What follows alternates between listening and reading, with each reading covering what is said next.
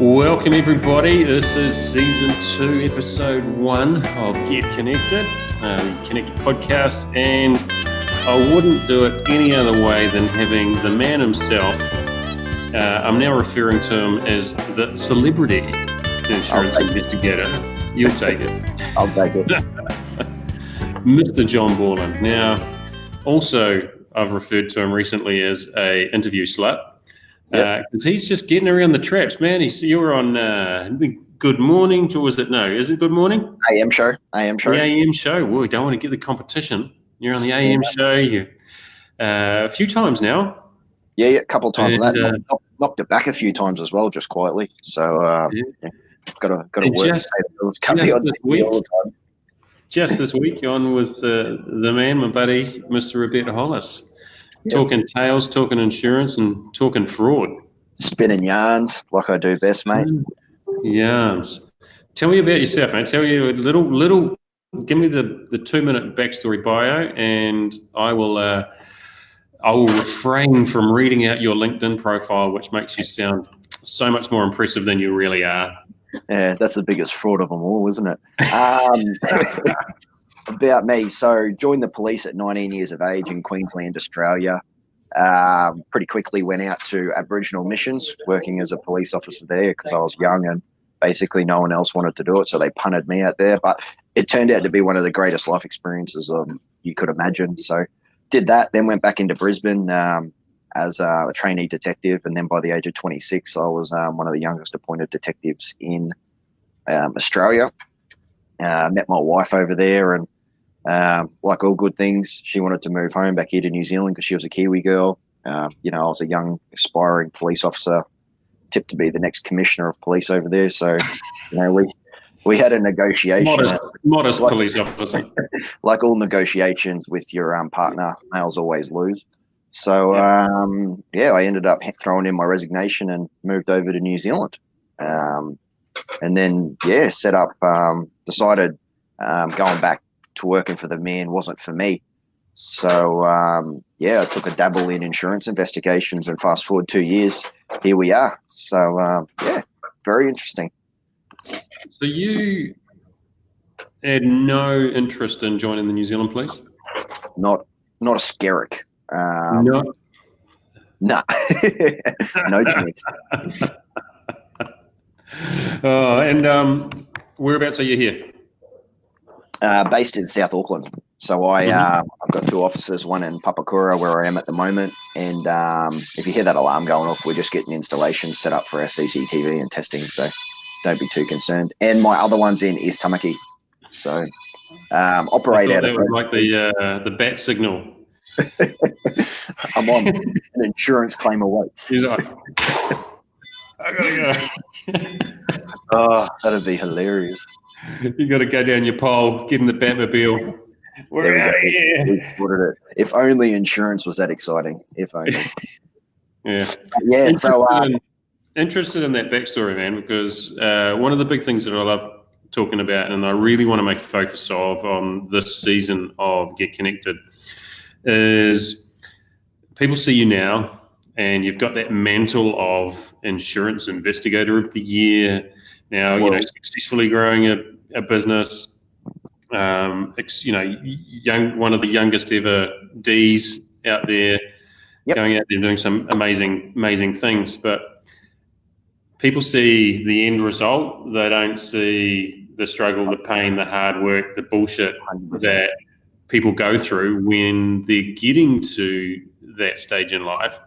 And even though you may have been young, dumb, and full of exercise back then, and other stuff, there is, I know, as an ex-cop myself, there would have been a whole lot of shit that you would have gone through, and a lot of I won't say stigma, but you would have been dished out a whole lot of crap by those in the senior echelon above you as well.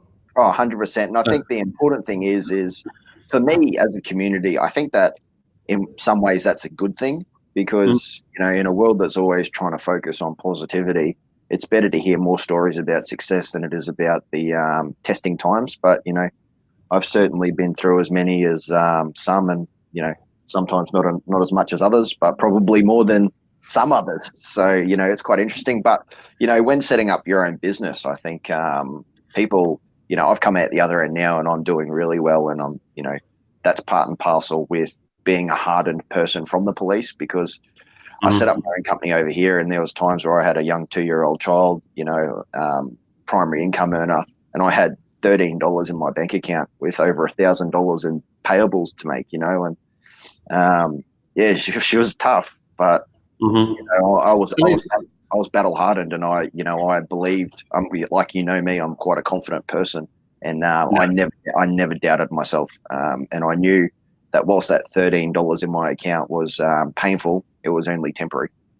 Yeah. So let's back the track up a bit, and I want to talk about before the police. So 19 years old. So you left school. Your old man was a copper. Was he a D? Yeah. He was a detective. And he still is to this day my biggest role model. So he was. What did you do between school and joining the police? And was it because of your old man that you joined? So yes, it was. Basically, I grew up around police my whole life. So, but my dad never pushed me to join the coppers. He was always happy for me to do what I wanted to do. And out of high school, I got the opportunity to head to the big smoke and have a crack at making myself as an NRL player. So that's what I did. So I moved from a little country town into the Gold Coast, of all places, at 18 years of age, and that wasn't such a good thing for a young single 18-year-old boy from the bush, because instead of training, all I wanted to do was party.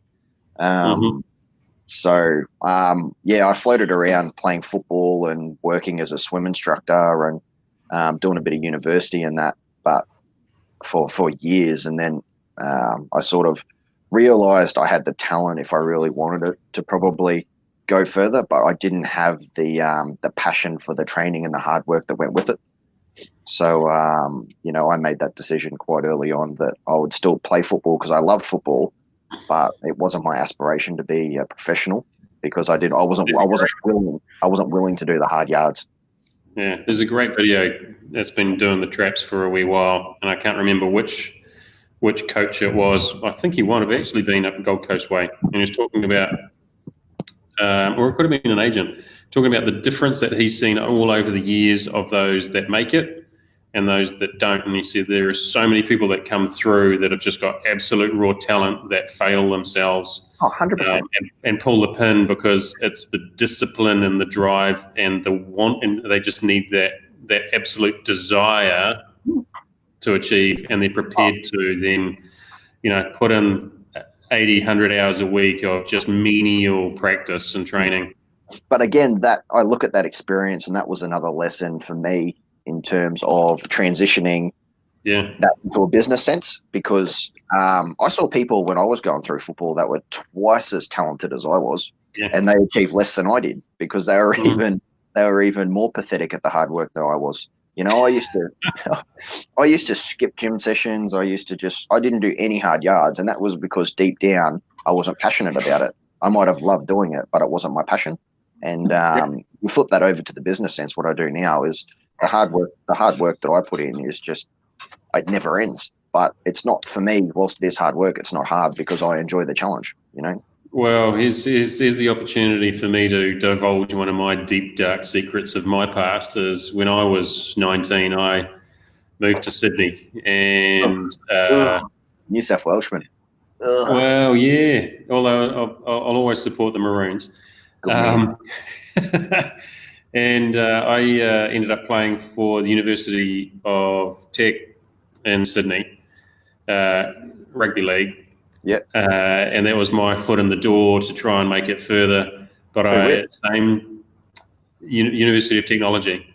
I was going to go down the university track and then make the A team there, make the prems, and move on from there. But I was same boat. I was too interested in pissing it up. You had to work as well as train. Yeah. And I got into this boozy lifestyle where it was more fun to don't tell anyone, just all those people that are watching. This was back in 1991. Washing car windscreens at traffic lights for 6 hours a day, and I was earning more money than I could when I was working on building sites because it wasn't done by hobos and druggies back then. It was tax-free too. It was tax-free, and it was 2 hours washing car windscreens, 2 hours in the pub. Back out for another 2 hours washing car windscreens, which gave us enough money to get 2 hours back in the pub again. So we were doing 6 hours of work and 6 hours of drinking every single day, and trying to get by on raw talent on the field. So we know how that ended up badly. That led to 4 years of travelling and drinking before I came home and thought I'd better grow up and join the police myself. And it's a good stepping stone, the police. It has pros and cons like anything. The cons being the mental scars you take with you for the rest of your life. The pros, like I said before, it battle hardened you. You deal with a lot of really, really, really shit management. So you learn how not to treat people, and you also learn you're not always going to get your way. So you are very much battle hardened to deal with the pressures of running a business, as far as I'm concerned. Mate, absolutely, and it hardens you up for getting stick, right? Oh, 100%. Like on the comments on this feed already. Trying to remember the last time I went on a live video and didn't see John Borland. Where are these comments? Brent Norling, so many Borland interviews. You can see comments. I can't see anything. I'm just a bloody open dartboard here, just copping jabs. Yes, right. Anyone's got a question for Brent, for Johnny? I'm sure Brent will. More than welcome to chip in. But anyway, tell me about that experience out in the bush, mate. Yeah, so I got posted out of the police academy to Rockhampton, which is actually where I was born, in central Queensland, beef capital of Queensland. And from there, I got seconded out to a place called Woorabinda, which is about 3 hours into the middle of Queensland from Rockhampton. Rockhampton's the desert on its own, let alone going another 3 hours further in. It's just it was a 900-person Aboriginal community. So, yeah, they're basically, there's nothing there other than... aptly named Binda. Binda, yeah. Yeah. So that was an awesome experience because it gave me a real leg up to do, big investigations in the criminal space that you would never have got the opportunity to do as a second-year police officer in the city.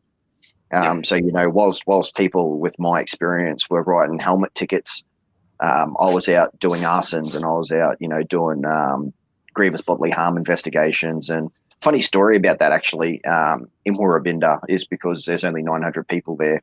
When you go there as a young white fella, they call it, all the local girls start getting this idea in their head that you're their man, and and they tick it out. Yeah, at this particular time, I had two girlfriends I didn't know about in Woorabinda.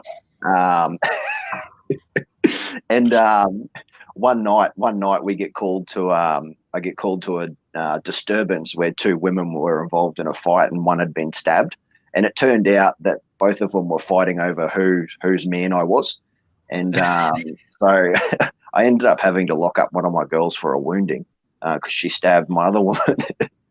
And it was one of the funniest things I've ever experienced. No real injuries or permanent injuries to the victim, which was great. But yeah, it's a crazy world out there, and that's one of the investigations I'll never remember as a young police officer learning about the world. So, well, that's what happens when you're a young hunky ex-NRL wannabe star moving into the outback, mate. Don't know that I'd go that far. I think it was really more from just a lack of options. But hey, I'll take it. Whatever. Yeah. So you move back to Rockhampton. Meet your prospective wife.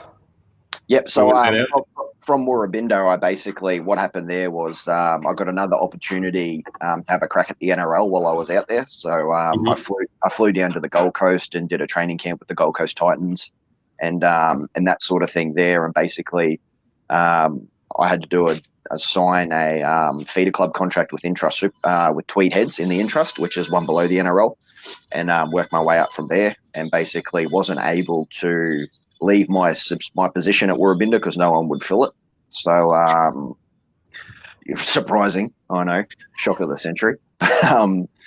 Eventually, so I turned that down and just stayed in the bush and worked, and then got an opportunity in Logan, which is like mini New Zealand. A spot come up as an trainee detective there, and I applied for it and managed to get it based on my experience at Warrabinda. So packed the bags and head to the city, and did that for a couple of years, and eventually I met my wife in Brisbane. So I worked there, and towards the back end of my, I suppose, short career in the police, I was working in the ICMC, which is Intelligence, Counterterrorism and Major Events Command. So we're doing a lot of political threats, a lot of counterterrorism, working with multi-agencies, like ASIO, which is the CIA of Australia, and all that sort of stuff. So had heaps of involvement in that stuff, which was great in learning something different from street offences, so to speak. So enjoyed that, and then shipped over, and now I'm back in Papakura. So it's sort of like Logan all over again.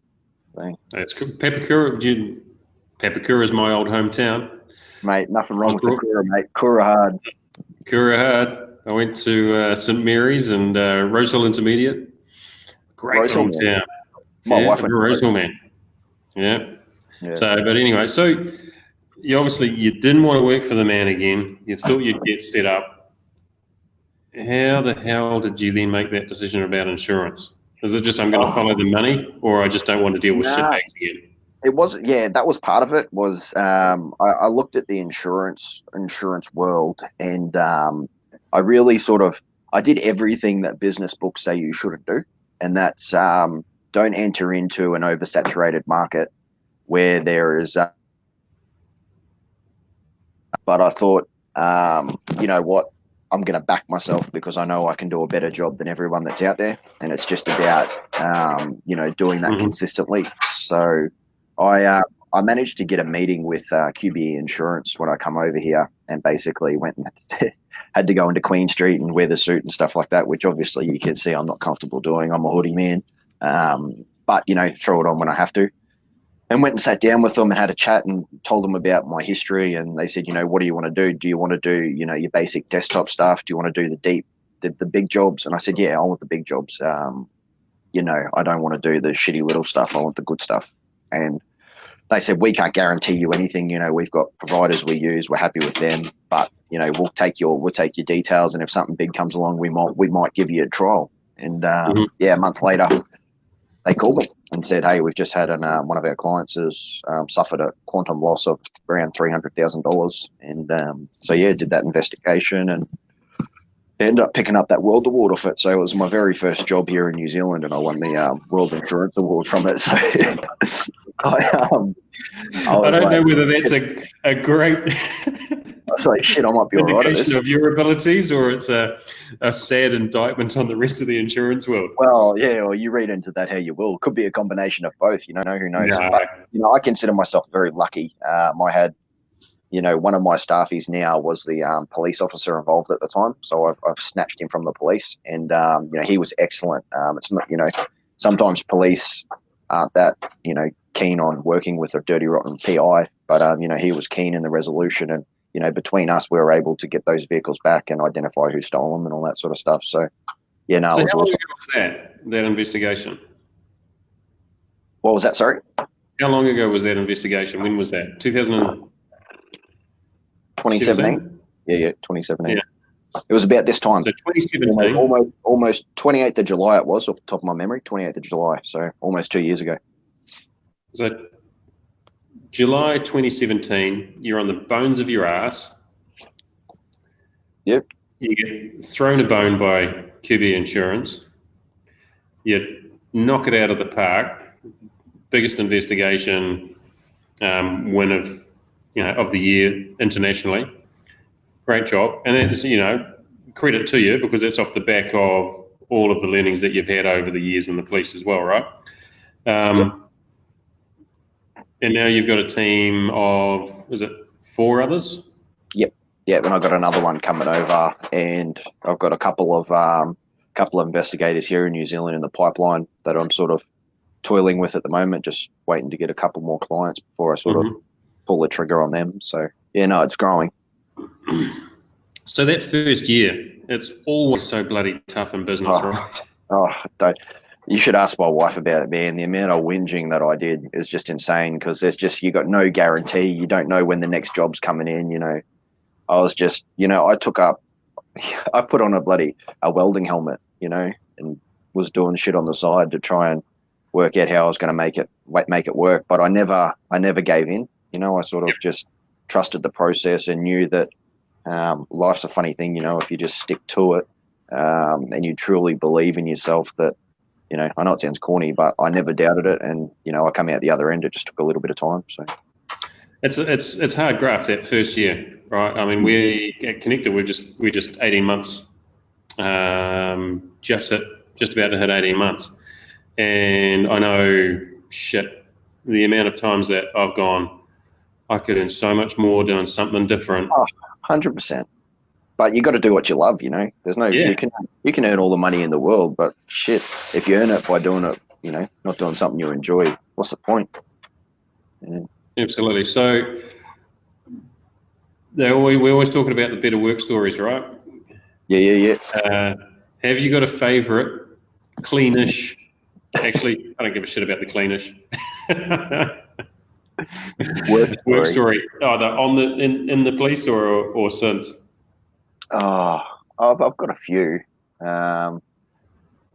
It's kind of hard to keep them clean. I'll set the bar then, shall I? Yeah, you set the bar and I'll feed off you. That sounds I'll set the bar and I'll set it pretty low. So, good old police story. I'm sure this one will go down well. So, I was just coming off night shift, working in Manurewa, I was out of Papakura, but there's a job came in Manurewa. There's a guy seen driving down the motorway 7 o'clock in the morning, and he'd hit on a Sunday morning, and he'd hit the median barrier twice while he was going down the motorway. So we flew up there, jumped on the motorway, pulled this guy over just as he came off the off-ramp at Manurewa. And he was a patched up gang member, completely off his face. He'd been on a bender all night. Don't even know how he safely made it that far. He could hardly stand, but he was so proud of himself. And he said, no, okay, yeah, whatever, you got me. I'm pissed. I'm not even blowing the bag, whatever. And then as you do, and you ask the questions, in and around the crash into the barriers. So, explain yourself, what was the story there? How did this happen? We know you've been drinking. I want you to, talk me through this. Tell me about this. Yeah. Right. And he just had the biggest grin on his face. And he goes, well, see you there? See you in the car? I was getting a blowjob on the way home by that beauty. And so we walk over the car to get a statement off her, and lo and behold, she is a he. She's a tranny who we'd picked up on K Road, and then so she got out of the car, and we made the unfortunate mistake of pointing it out. No, and he didn't realise. It would have went down like his back works. Yeah, he was that trash that he didn't realise. But he was the only gang member that I ever arrested that went guilty at the first opportunity, because he knew that if we read out and got all the statements and we brought her in, that he would be on stand in front of all his mates, getting told about how he was getting a blowjob from a transvestite on the motorway on the way home from K Road. That's unreal. Absolutely unreal. My one, you did remind me of one that's not so dirty as yours, but it's probably equally as funny in the sense that so I got called one day to this domestic dispute, and this bloke had kicked his woman down the stairs, and she was okay, but obviously quite a violent act. So we got called to it and end up getting in a stink with him, and ended up arresting him. Thankfully, there was two of us, because he would have just absolutely destroyed me one-on-one. So I was quite thankful of that. But so anyhow, arrest him, bail him in the police wagon, drive him to the watch house, and getting another little bit of a tussle as I'm throwing him into the cell, and he's just throwing expletives at me. He goes, "Oh, remember you, JB?" Because where I used to play footy in Rocky was quite a small town, and everyone knew who I was, because I played A grade, and I was the only copper that played rugby league. And he goes, "I know who you are. I know who." I was like, "Yeah, whatever, clown, get in." Anyhow, so did that. He went and did his time. He did a stint for about 8 months. So he did hard time, and I forgot about it. And then lo and behold, the weekend he gets out of jail, I draw his team in rugby league. So, and I saw it, and I didn't even put two and two together that it was his team, but I should have known, because that was the team where all his family come from and played. And he was an Indigenous man. Anyhow, so I ran out on the field, and I remember seeing him, and I had another police officer at this stage playing in my team, and I clued him up, and I said, "Hey, look, I just locked this bloke up. He's obviously just got out. Just full disclosure, he's a little bit anti-police." And my mate was like, "Yeah, no dramas, no dramas." So anyhow, we're playing, and I take this hit up, and I still remember, I step off the inside, get a nice tackle, nice surrender, and then I just remember this big just coat hanger and just clean me up, and just put my nose across my face. And it was this bloke. He'd seen me, and he'd run from like the other side of the field, and the tackle was complete, and he's just come over with this big swinging arm and just put my nose across my face. And I was like, oh. And no one wanted to scrap against this team, because you're just losing. So anyhow, yeah, cop that, play the ball, sort of fix my nose up. Somehow finds out that my mate's a police officer as well. So he takes a hit up. He ends up getting 2 broken ribs, because this fella just goes in and drops a couple of knees into his ribs for good measure. And so we finished the game, and my mate was like, "Oh, I didn't even do anything." I said, "Yeah, no, that was my bad, champ." So that's a vivid story that I'll always remember, is 2 ribs and a broken nose for locking that bloke up for 6 months. So, good shit. So what's the plans for ISACORP? So many plans. I'm in the process now of trying to grow. So I'm going to start offering forensic advisory. I've just agreed to go back to uni and become a fire investigator. I've got a couple of accountants that have just come on the books, a couple of quantity surveyors that are keen to do some work. So I'm all about growing my services to extend to different areas in the insurance realm, and really try and build a big vehicle to drive in the insurance risk space. So leverage skills of others to grow the business, right? Yeah, because whilst I have a business at the moment, I really consider myself a glorified sole trader. It's not a true business, it's managing a couple of investigators, and I still do most of the stuff. So I really want to get to a position where it can be a true business in the sense of that. And to do that, I need to, enter into other services. So, but again, that's a slow journey. I'm 2 years and I'm here, and I've really got to remember that. Whilst you've got to work with speed and you've got to work decisively, you also have to not try and not jump in front of it too much. Otherwise, the whole cart will come crashing down. So. Totally, man. It's something that so many of us can resonate with as well, though, right? Because when you're starting out those first few years, and a lot of us, it's decades. You're just caught in the business, and you're so busy doing the work, because you're the one with that natural skill set that has grown it around what you're good at. So it's great to hear. Tell me quickly before we finish up. I want to keep these to about 35 minutes. Talk to me about the Live and Where. Yeah, so Live-In is a live-in not-for-profit, and it's all centered around mental health. So I'm a huge ambassador for it. If I'm going to buy merchandise or materialistic stuff, I want it to have a purpose. So all my my socks, my jumpers, my shirts, if it's not fishing related, it's mental health advocacy. So they're huge. Check them out. Livein.org's their handle, and their motto is "It ain't weak to speak." So I'm huge in that space. So yeah, that's all it is. And it, you know, any opportunity I get to wear it, I will, because, you know, for every person that logs onto their website, you know, that's spreading the message. So, Yep. yo. No, you know, I'm a massive fan, massive advocate of the fact that we need to start talking more about this stuff. 100%. 100%. I think it's come a long way. You know, I was saying this to Robert the other day. In the last sort of 3 years, you know, the stigma around men not speaking about their mental problems has sort of disappeared. You know, like I have, you know, when I'm struggling, you know, I have no issues talking to people about it. And, you know, there's once upon a time it was shaming for a bloke to do it, but now it's the norm, you know. So we have come a long way. There's still a long way to go, don't get me wrong, but the fact that the conversation's being had is a huge starter. So yeah. Yep. No, I completely get you there, and I even openly talk about some of the stuff. 100%. Yeah. Here on Facebook, and LinkedIn, and things like that, because honestly, I think who was it? Recently, there's a speech she made about it. I think it was Brene Brown. All right, and around vulnerability and courage, you can't have one without the other. Oh, for sure. When you're facing one of them, and so many people think about,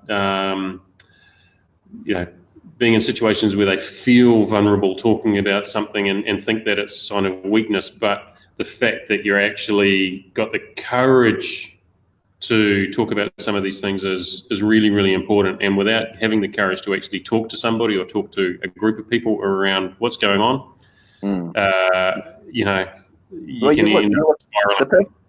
And sorry to interrupt, but the perfect example of that's John Mabry Jr. You know, you look at his battle with depression, and he won't mind me speaking about this now because he's a huge advocate for it. But, you know, the fact that he is so humble about it and he's so open about it really allows people to engage with him, you know, and it allows him to get great engagement on his LinkedIn in a great way, you know, because it's showing everyone the man behind the camera, and it's, you know, it's allowing everyone to go, it's okay to talk about these things. And I think that that's a massive thing. And I think a lot of people have incredible amounts of respect for especially blokes that are willing to throw themselves out as a bit of an, you know, a bit of a martyr for mental health.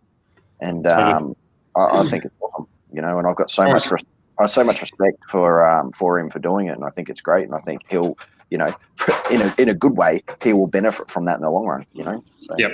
No, I say, look, especially with men in business, I say there's two types. There's those that are suffering from depression, or have suffered from depression, or battling mental. I actually refer to it more as mental fitness.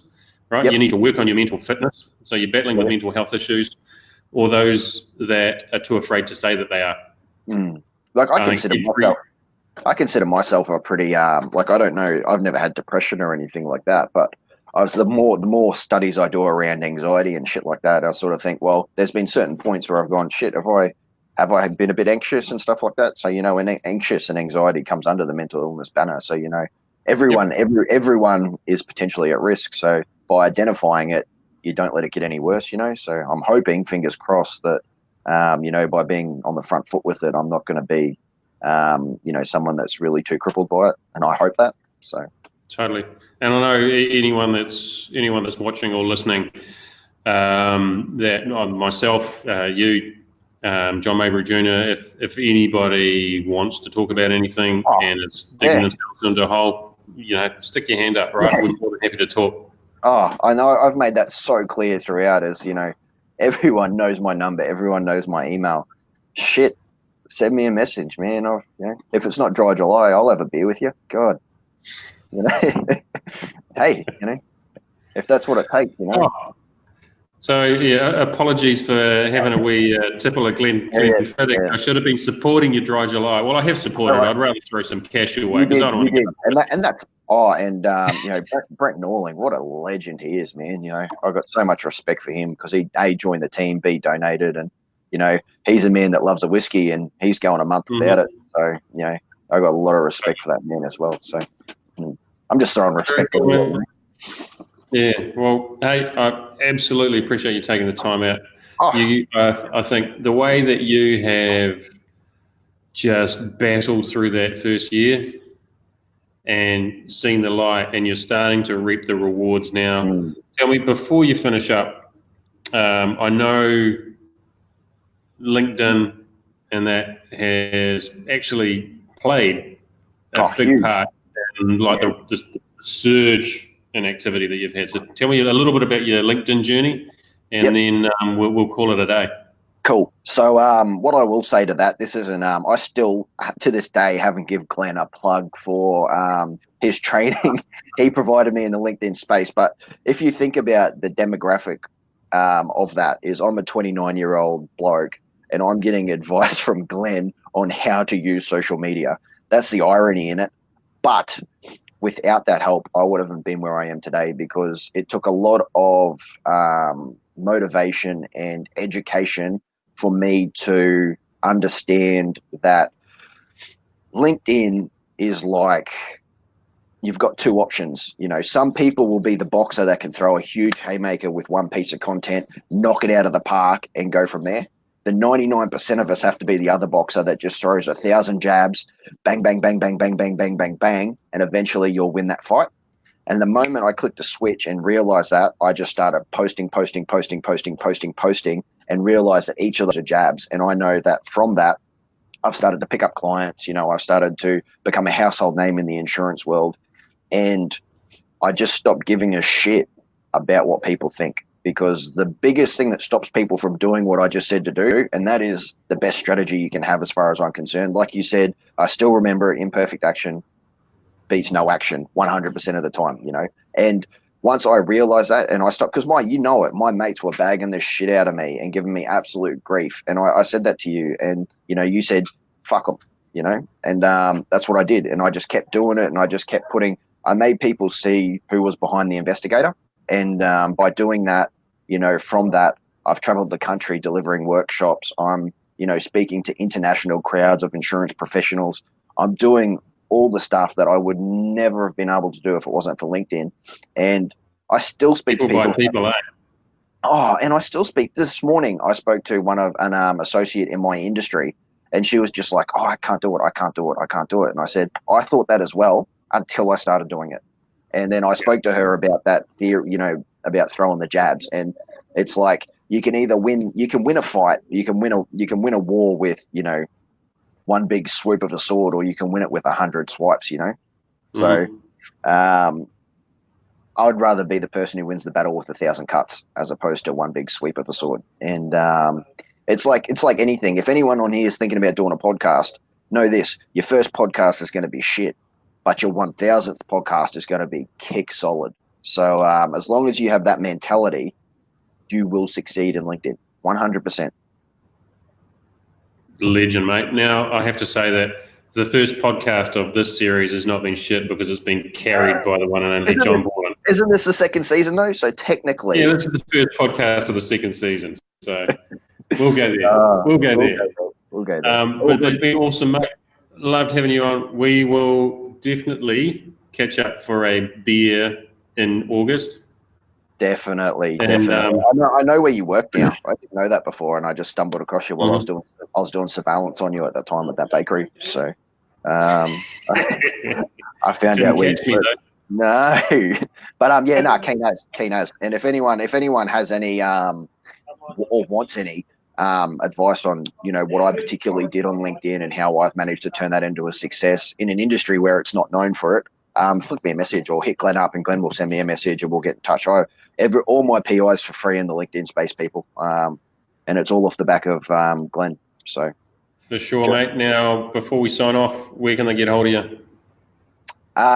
So my company's ISACORP, ISACORP, so www.isacorp.co.nz. Emails John, JOHN, @isacorp.co.nz, or hit me up on predominantly LinkedIn's my main social channel, funnily enough. Don't really use Instagram. I have it, don't use Instagram or Facebook. Doesn't really reflect for the professional services industry. So LinkedIn, Professor Fraud's my handle. Yo. Legend. Thanks for listening to another episode of the Get Konnected podcast, brought to you, of course, by Konnected. And if you want a free 20-minute consultation with any of the team, including myself, head over to our website, That's konnector.co.nz,